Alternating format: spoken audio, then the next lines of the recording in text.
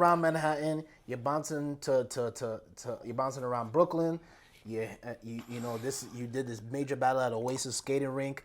This is also the '80s, the pinnacle of exploitation with the b-boying and the popping and everything. Talk about that time period and you just bouncing around, battling, going here, going there, doing gigs at the same time. I'm sure. How was it for you? Like, what was that whole time period like? Who did you? What were the battles like? What was that time period like? That was the height of everything. What were the crews you were going my against?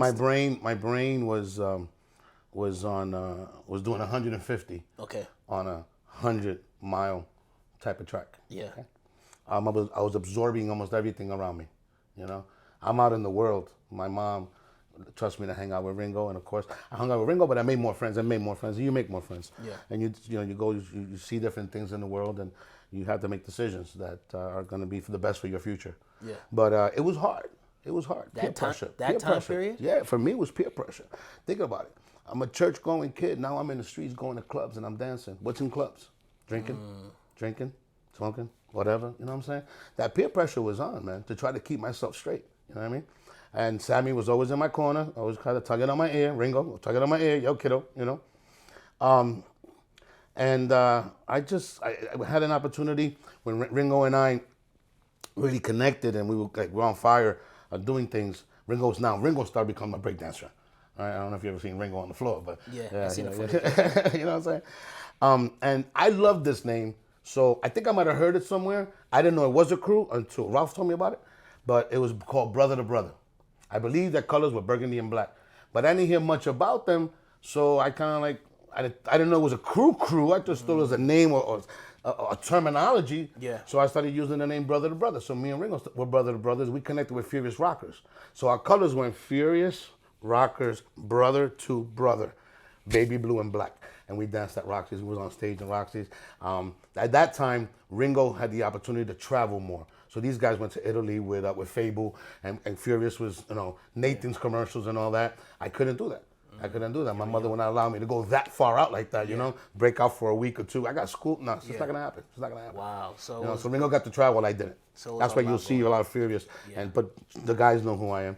Speedy and the guys, they know. They know. So, you spoke of there was a lot going on, the club scene. Of course, it was what comes with the clubs, obviously. But this is also the height of a lot of active dancers. I'm sure everywhere you went, you were bumping into someone that braked or rocked. Yes.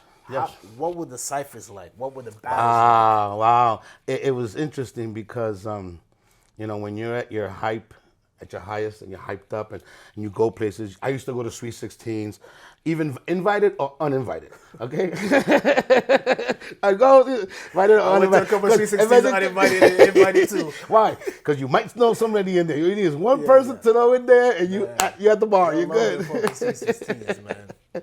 So I would go, and it was interesting because you go to the Sweet 16s, you go to the weddings, you go to the birthday parties, whatever, however. And somehow, some way, they threw on some breakdance music or some rock music. Yeah. And there was always somebody would be like, yo, come on, let's go. And it would just be on, you know what I'm saying? And it was very hype, fun.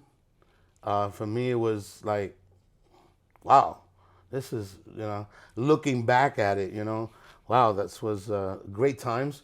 I maintained myself safe, never got into any problems with anybody. I can go anywhere, pretty much, and no one can say, yo, you can't be here. Because last time, no. I had much respect for people in almost every single crew. I would never, at all. I had no reason for that. I was just happy to be part of the squad, you know what I'm saying? But happy to be invited, to be honest with you, And, but it was hanging out at Roxy's. I was dancing with the manager, Rosanna. She was handling Furious and Brother. At the time, I got to get in a Rolls Royce and go to a ritzy area because me and Ringo were doing a one-on-one for a whole bunch of caviar eating people. Nice. So, Nice. I got to also be part of a movie with Gene Kelly called That's Dancing. Yeah. Okay, the very beginning of it, you'll see a couple of people breakdancing. You'll see me, Ringo. I got a big afro. Ringo's on the side, and we're there. That was a 12-hour day, made like $198 and a brand new Adidas outfit. $198? Yeah. You know how many more sneakers I can buy with $198? $198. $198 for one day's work. I loved it. So safe to say during that time period, you enjoyed it. You enjoyed it. Yeah. You know, yeah. with- I was glad I was down. Yeah. I was glad I was down. I'm glad that people, especially growing up in Cooper, had a little more respect for me now. And the matter of fact, my mom lives there. Oh, that's Spin's mom. Yo, leave her alone. Mom comes in and out. My father, when he was alive, God bless his soul. It's been great. It's been fun. It's something that I never would ever believe that 20-something years, almost 30 years later, you and I be sitting here actually talking about my history. Yeah. You know what I'm saying? Yeah. So when you approached me on, yo, Spin, and I know you've done Ringo and the Ringo's documentary, you've done several others, you never asked me. So when you asked me, I was like, sure, why not? But right now it's to relive and to rethink how much happiness and joy I had at that time, man. It's actually, it's incredible that I can sit here and actually talk about it. Word. Yeah, I never thought it would ever be where it is today, especially rock. And I want to take a shout out. We'll take a moment to give Ralph Casanova a shout out. He traveled the world. He did his thing. He put his dues in, and with all utmost respect. You know what I'm saying? No one's ever done that, and I never thought anybody would do that. And the fact that I found out that he did do that, much. You know what I'm saying? That's it. That's how that goes. Always much respect to King Up Rock. You call him Kim Up, I call him Ralph Casanova. Two different generations. I know. I know. I call him King Up once in a while. So, the story has always told is things were on the up and up. Movies are being shot. People are getting put in music videos. Flashdance, Ronald Reagan. This was dancing for this one. This was dancing for the Pope. And it seemed like everything, but it seemed like there was a time in the late 80s, early 90s where the culture dissipated. Okay. At that time... What year did you just say? Late 80s to early 90s. Yeah, okay. I totally agree with that, and I got something for that. Talk about that time period. When did you see the writing on the wall, and what did you do? What did you do with your life, closing that time period out? So the 80s, a lot of Roxy's, a lot of spinning on my head. You know what I mean? And the reason I got the name Spin was because. Oh, by the way, can I? Oh, if you want to address it now, how did you get the name Spin? When I first started dancing in '82, they used to call me Rock, R-O-C. I used to write graffiti. But there's a Rock in Furious. I didn't know that. Okay. I used to write graffiti. Rock. That was before. Yeah. I wouldn't do that now. You know what I'm saying? And I know Rock, by the way. I know Rock. He might demolish your house. Yo, what's up, kid? I'm gonna take a tag in your house. You know what I'm saying? Then I met a real good friend. His name was There, so I called myself Here, and we would go everywhere, here and there, here and there. It's true story, true statement. I got people that'll back that up. Serious. Wait, tell me. Yeah. This is does this have to do with dance or graffiti? Well, it was just the part of how I got the name. Wait, tell me what the dude that's his name was There. There. So I used to call myself Here. So we were here and there. But why graffiti, because I started tagging it up. So it was a graffiti thing. Right, it was a graffiti that thing. Makes more sense. Okay. So rock as a rocker, yeah. And then when I started writing the word Here. Yeah. Like here I am, or here he is again. Yeah. Oh, here is still up. You know what I'm saying? Because I used to write graph, so he started going with There. So we were here and there. So we would write graffiti here and there. Okay. That's what. Anyway, long story short. So at that time, I had learned windmills, I had learned backspins, and I had learned how to pop up and just do one shots. Okay. And there was a kid that he was also good from Manhattan, and his name was Spin. At that time, I said, yo, whoever wins gets to keep the name. He's like, all right, let's go for it. And we went at it. And I believe I won. Where did that battle take place? Cooper Park. Wow, that's a good question. Cooper Park Houses Community Center. No, it was somewhere else. He was wearing a red windbreaker, and we went at it. Okay. But what happened was that, he also did windmills to backspin with one shots, but I got to go up and come back down, go up and come back down. So that's how I kind of lasted to the name. Yeah. And they was like, yo, so now your name is Spin. I said, yo, I'll take it. He's like, yo, you can have it, blah. It was going good. You know what I'm saying? It was a battle for the name. Something I don't see nobody do now. Well, they used to do it. Now people don't do it. They don't do no shirt battles. Talk about the shirt battles. Shirt battles, yeah. Remember, again, by that time I'm still 14, 15, but I've heard about them. You would go with your colors, a squad, let's say, 5-1-5 or whatever, and whoever wins, the crowd would be like, yo, Dynasty took it, or Touch of Rock took it, or whatever. Whoever lost was supposed to take off their shirt and give it to the guy they lost to. You know what I mean? I was never there to witness it personally because I was too young, but I've heard a lot about it as well. You know what I'm saying? Yeah, I or heard for about colors, those. they used to battle for leather colors too. Yeah. You know what I'm saying? They used to battle for. I don't know if they ever battled for money. We were broke back then, so I don't think that was really So at the that main time, battle. I mean, that time you're battling, like you're going, you're in Brooklyn, you're bouncing around. Who was ringing bells in the streets as far as rockers? Was you getting through the grapevine? Yo, he's nice over here, she's nice over there.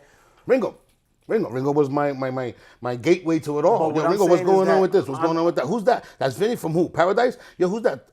Touch of Rock? But Yeah. Who's Buzz? Who's Was? Who's who were you hearing based upon whether it was Ringo giving you the information or you was hearing it otherwise?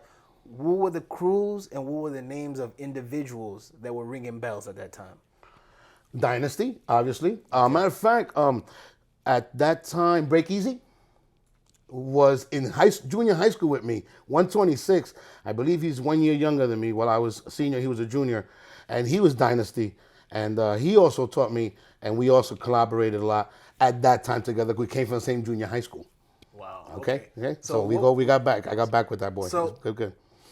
So what other crews? So there was Dynasty, there was Touch of Rock, Down to Rock, Mastermind, obviously, Mastermind Juniors. But who there was was ringing bells? I who want was to know ringing who bells? was like, or was everyone like, okay, we see them, we battle them? There had to be. Yeah, pretty much, man. It was. There was no one that like, oh, it's him, like, or Yeah, so let's say that I went to Borinquen Projects, the community center, because it was 316. What projects? Borinquen Plaza.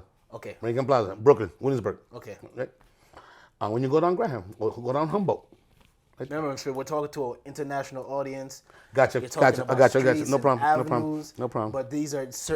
Walking distance from Cooper. After you leave that area, you run into Williamsburg, Brooklyn. If you continue going down, you're going to get into the Bushwick section, Bushwick Projects, Borinquen Projects. And there was a lot of community centers in those areas, so there was a lot of parties in between. Okay. So we would always show up. Yo, where's this party at? Oh, this girl's having a 316 in Bushwick. Let's go to Bushwick Center, and we dance there. If you keep going straight up down Bushwick Avenue, then you're going to wind up straight in the heart of Bushwick, Knickerbocker Park, and The Heart of the Rock. The Heart of the Rock, yeah. The Heart of the Rock, yeah. Yeah. So, That's coming next. The Heart of the Rock. you know. So who was ringing bells? I mean, there was a lot of nasty. But then I was a break dancer too. Remember? Okay. So to me, rocking was kind of. I guess to answer the question you've kind of started, how was it phasing out for me? I was still break dancing, and I was good with my break dancing, decent. You know what I'm saying? I was popping head spins, one shots, and I would go somewhere, and I knew other people that were getting better than me. Well, we would go at it, and the crowd would say who'd win. That's how it was, right? It wasn't for money or nothing like that. It was just for a street. You know, I burned you. Yeah, Come on, I catch you next time. One day I was practicing head spins in Bushwick Center in Bushwick, and when I was up in my air, somehow my legs crossed up. I lost balance. I hit this knee, and I actually dislocated the kneecap to the side. I was rushed to the hospital. I was in a cast, full cast, for like maybe 9 months. So while Ringo was still getting down with Furious and the Love Savages, because those are part of the family, and everybody else, Mighty Mike was Scrambling Feet from the South Side, the guys from Scrambling Feet, Lower East Side, which they were bad, by the way. They were off the hinges. I thought I could do heads to back to head. There was boys in there that would take me down easy. I broke my kneecap. I was out of commission. For me to get back, I had to catch up to Mighty Mike from Scrambling and all those other guys. That's when it became difficult for me, because I had to struggle to try to get back to doing head spins the way I had. By that time, so now we're looking at a little later of the 80s, 87, 89. I graduated high school. I got some college under my belt. I went to Borough Manhattan Community College. While I was actively going to high school, I was also working part-time at the World Trade Center and Battery Park. Okay. And then I'd go to night school, and I'd go to work out at night for like 2 or 3 hours at All Saints off of Broadway, in the Broadway section of Brooklyn. Anyway, by that time, I wasn't liking Brooklyn. I wasn't liking the life that I was leading, and I wanted to do more. I wanted to travel more, so I joined the military in 1993. 93. Actually, no. Boot camp was July 25th, 1989. I graduated high school in 87. 89, I was in the military. I was in Germany. Out there, nobody's rocking. Ain't nobody there. I wasn't even worried about that. I was worried about going to Spain, London, Amsterdam, because I'm in Europe for 3 full years, so I got to travel. When I came back, So you were in Germany for 3 years, or you were just bouncing around Europe on a military tour? I was in Germany. Okay. And then from there, whenever I had a chance to take vacation, okay, and I knew the sergeants because they were all from Puerto Rico, and oh my God, it was just a ball, a great time in my life. But dancing wasn't part of it at the time. Being a soldier was. Wow. And I got to travel to Spain, and I got to travel to Amsterdam, to Holland, Italy. Throughout the 3 years, you know what I'm saying? But I was still stationed in Germany, but we go on vacations, you know what I'm saying? You know? And then I met Sergeant Cruz, who blessed me one day and asked me to join his fraternity, and I've been part of that fraternity forever. You know what I mean? Nice. And for those who know, those who don't, it's okay. That's just that's something I have to talk about. You know what I'm saying? What are we doing? And so by that time, I was becoming a man. When I came back out the military, that's when maybe a couple of months later, I met the mother of my child. So now it's time to raise my child. Yeah. And I have a stepdaughter too. Yeah. And I love them all. Yeah. And as soon as I found out that I'm having a baby, I'm gonna be a father, I was already living in Delaware because the jobs were over there. I had a nice solid bank job, you know. All I have to do is just travel to New York for 2 hours and I come up. We're having a baby. My son was born in Brooklyn, Wyckoff Hospital. You're coming to Delaware. Nice. After 9, 10 years of raising my family, Ringo starts calling me. Wait, but we're not gonna go there yet. We're not gonna go there yet. Okay. We going there. We going there. We going there. So you dip out, you know, the 90s and all that. The 80s ends and all that ends. The whole thing. Right. The whole culture kind of, you know. What I thought. No. What I thought. Because I'm out of the scene. No, what I'm saying is that. But Ralphie's going around teaching. I didn't know that. No, what I'm saying is this is in the late 80s. Right, into the 92, but what 93 I'm saying area. is that you're just living a normal life. Yeah. And you're not looking back, really, to the dance community, to the dance scene. No. Are you reaching out to Ringo still? Are you reaching out to the fellas still? Nope. Fano, nope. I got family. It's my family. Take care of my family, and that's that. Boom. So now, we go here. Okay. There's a 20-year hiatus. I guess. About 20 years, 18 years. That I was out of it? No. From 89 to 2006, 7. When I did the Mastermind reunions. No, it goes before that. I went to a party in Delancey with Mastermind, and that's the first time you came back. That's the first time Crazy Legs was DJing. Right there, the Delancey, right? The Delancey, yes. So, I got to go there, and that's when I met Phantom. Okay, so we're not gonna go there. Phantom So we're not gonna go there yet. So you. So talk about going to a place and you know, wow, that guy's good. When I got there, all I heard was, yo, Phantom can rock. I was like, all right, let me check this kid out. So we're going to go there. Okay. So you're out of the culture for that many years. You haven't looked back.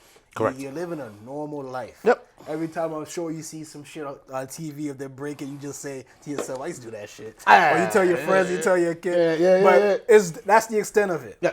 Yeah, now, pretty much. No looking back that I want to be a dancer. When was the first time you got information that this scene is still going on? Ringo. Talk to me about that conversation. He calls me up, yo, Pop. I'm like, what's up? He goes, yo, have you had a chance to check out YouTube? What's YouTube? What's YouTube? Time out. We gotta go there. What's YouTube? He goes, you watch videos there. I said, is that like MTV? He goes, no, not MTV, man, it's YouTube. Time out. So you didn't know what it was either. You didn't know what YouTube was. It wasn't on the computer like that. No, I just didn't. You know, I mean, no, just didn't.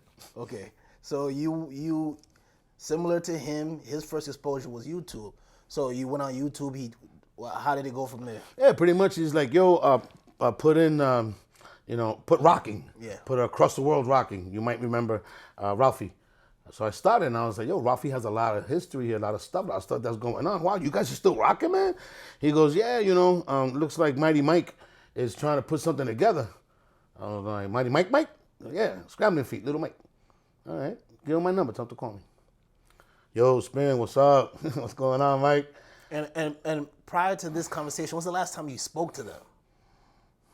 Ringo, maybe 2 or 3 years in between. You know what I mean? Okay. To me, he was like my brother. Yeah, so it's not, and he knows my mom, and my mom obviously is always asking for him. But Once in a blue moon. Once in a blue moon, you know what I'm saying? Everything good, you how's your family, this, that, and the third. Mike too. And Mike, you spoke to him like that? Not as much as Ringo. Okay, so with Ringo, I would say more frequently. Mighty Mike, 7 years have passed by. I haven't talked to him. Wow. Okay. Yeah. So talk about that Because conversation. remember, I was in Germany. Yeah. My kid was born. Then I was in Delaware. I come up here only to see my mom. Yeah. Look, you want to hear a funny story? Dash, the president of Mastermind, when I was a junior, okay, and lives in the front part of Cooper, and I live in the back part. For years, I was going to Cooper, and somebody told me that Dash had died. What? Okay, this is a true statement. Dash had died.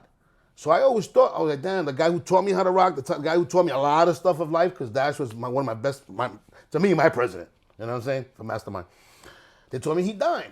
But I had nobody to ask, was this true or not? And I didn't bother to, because I just didn't bother. If he passed, he passed, you know? I feel the brother, but damn. Yeah.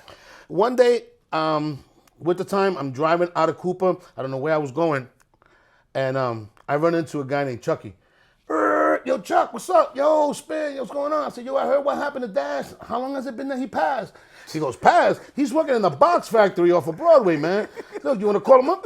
I was like, yo, Dash, is this you? Hey, ¿qué pasa? If you ever, you know Dash. Hey, ¿qué pasa? You know what I'm saying? I was like, yo, I'm kind of glad you're alive. Let's talk. Yeah, then we swapped numbers. Yeah, and he's like, yo, what's going on? I said, yo, I heard that Rocket is coming back out. And, oh, come on, that can't be. I said, no, dude, you know what YouTube is? He's like, what's YouTube? You're on it, YouTube. You know? And that was that. Yeah. So then Mighty Mike tells me, yo, Spin, we're having a little shindig. I want you and Ringo to come through. It's at a community center in the Italian section of Brooklyn, where you leave Cooper, Ainsley, DeVoe area. Yeah. I said, all right, I'll go. All right. When I got there, Ringo was there, Rubber Band, Final, me, Dash, a couple other ones. So you haven't seen these guys in years? Pretty much.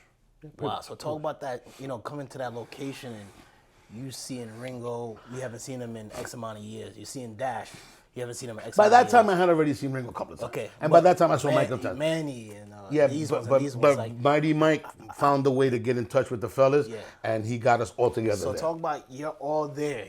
Some of y'all haven't seen each other in years. Some of it shorter, some of it longer. Yeah. The old crew back together again. Yeah. And there's a picture right there. There's a picture right there. So talk about that time. Like, how did that feel for you? What was going through your good. mind? It was like, wow, you're still alive. I'm so glad you guys are still alive. Yeah. I thought somebody was dead a long time ago. So it was a funny moment, great opportunity. And without telling you any more about that, because it was just fun and great. Imagine, you haven't seen your boys in a long time. Exactly. But then you want to crack a 40 ounce and go, yo, I'll meet you on the bench, man. But now you're about to rock. No. This was a demonstration of different cultures and different dances. It was a documentary that was being done at the time. Okay. And as a matter of fact, I think Ralphie was filming it. Yeah, Ralphie. He was filming it. So there was different types of dances like ballet. There was Spaniards dancing, different types, just a whole medley of it. And Mighty Mike managed to get us in there as rockers and dancers. Okay.